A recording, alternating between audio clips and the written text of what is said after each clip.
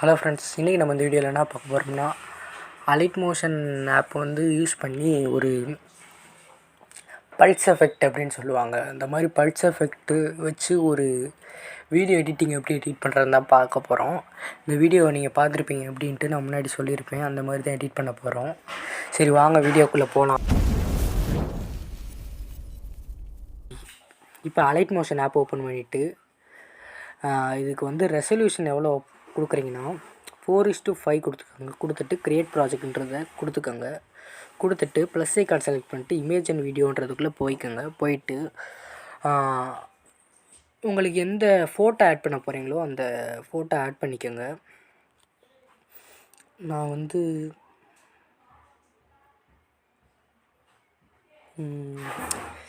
இந்த photo add பண்ணிக்கிறேன்.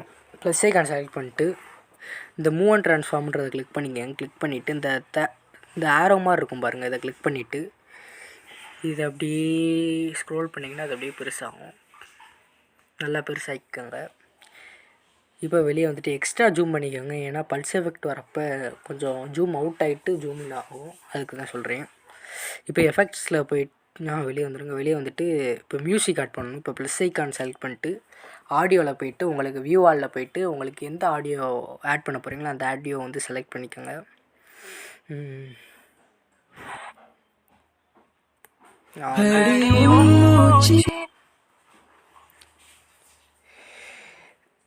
இந்த ஆடியோ ஆட் பண்ணியாச்சு. ஆட் பண்ணிட்டு உங்களுக்கு எவ்வளோ நேரம் வேணுமோ அவ்வளோ நேரம் வச்சுக்கோங்க. நான் உங்களுக்கு சொல்லித்தரதுக்காக ஒரு 10 நொடி போதும் வச்சுட்டு 10 செகண்ட் வச்சுட்டு அந்த ஃபோட்டோவை செலக்ட் பண்ணிட்டு அப்படியே கடைசிக்கு வந்துட்டு இந்த இதை பார்த்துக்கோங்க. இந்த இதை செலக்ட் பண்ணிங்கன்னா ஃபுல்லாக வந்துடும், எக்ஸ்ட்ராக்ட் ஆகிரும். இப்போ என்ன பண்ண போகிறோம்னா, இதுக்கு வந்து ஒரு எஃபெக்ட் ஆட் பண்ண போகிறோம்.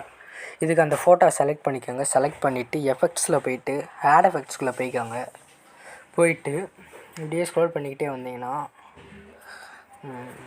மூவ் அண்ட் ட்ரான்ஸ்ஃபார்ம் அப்படின்ட்டு இருக்கும். அதில் போய் பல்ஸ் சைஸ் அப்படின்ட்டு இருக்கும், அதை கிளிக் பண்ணிக்கோங்க. கிளிக் பண்ணிவிட்டு இதோட ஃப்ரீக்குவென்சி வந்து எவ்வளோ வைக்கிறீங்கன்னா ஒரு 0.80 வச்சுக்கலாம். 0.80 கரெக்டாக தான் இருக்குது. இதுக்கு வந்து ஸ்ட்ரிங் 90 இருக்கட்டும். க்ரோ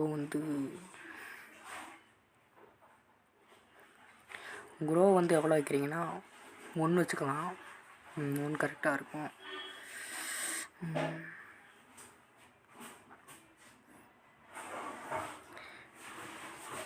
பேஸ் வந்து 0.82 வச்சுட்டு இப்போ வெளியே வந்துக்கோங்க.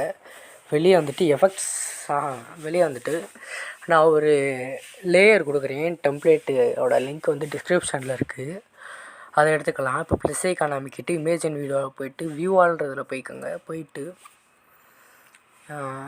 டவுன்லோட்ஸில் உங்களுக்கு கொடுத்துருப்பேன். டவுன்லோட்ஸில் இருக்கும், நீங்கள் டிஸ்கிரிப்ஷனில் டவுன்லோடு பண்ணோன்னு இருக்கும். இப்படி தான் இருக்கும் அந்த டெம்ப்ளேட்டு. சாரி இது இல்லை.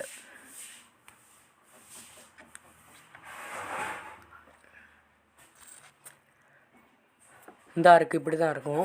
இப்போ ப்ளஸ் ஐக்கான் செலக்ட் பண்ணிக்கோங்க. செலக்ட் பண்ணிவிட்டு உள்ளே வந்துடும். செலக்ட் பண்ணோன்னா ப்ளஸ் ஐக்கான் செலக்ட் பண்ணோன்னு உள்ளே வந்துடும். இப்போ இந்த இதையும் கரெக்டாக 10 செகண்டுக்கு வச்சுக்கலாம். நீங்கள் 30 செகண்டுக்கு எடிட் பண்ணுறீங்கன்னா 30 செகண்டுக்கு வச்சுக்கோங்க. இப்போ பிளெண்டிங் அண்ட் ஒபாசிட்டின்றதை கிளிக் பண்ணிவிட்டு இந்த லைட்டுன்றது இருக்கும் இங்கே, அதை கிளிக் பண்ணிவிட்டு ஸ்க்ரீன் அப்படின்றத கிளிக் பண்ணிக்கோங்க. கிளிக் பண்ணிட்டு வெளியே வந்துக்கோங்க. வெளியே வந்துட்டு இப்போ வந்து ப்ளே பண்ணி பார்க்கலாம். ப்ளே பண்ணால் எனக்கு வந்து காப்பிரைட்டு ப்ராப்ளம் வரும், அதனால் நான் ப்ளே பண்ணலை.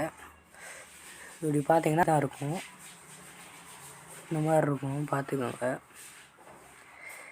இப்போ இதை எப்படி சேவ் பண்ணுறதுன்னா, அந்த மேலே அந்த எக்ஸ்போர்ட்டுன்றதை கிளிக் பண்ணிவிட்டு ஆரோ கிளிக் பண்ணிட்டு எக்ஸ்போர்ட்ன்றதை கிளிக் பண்ணிட்டீங்கன்னா எக்ஸ்போர்ட் ஆயிரும்.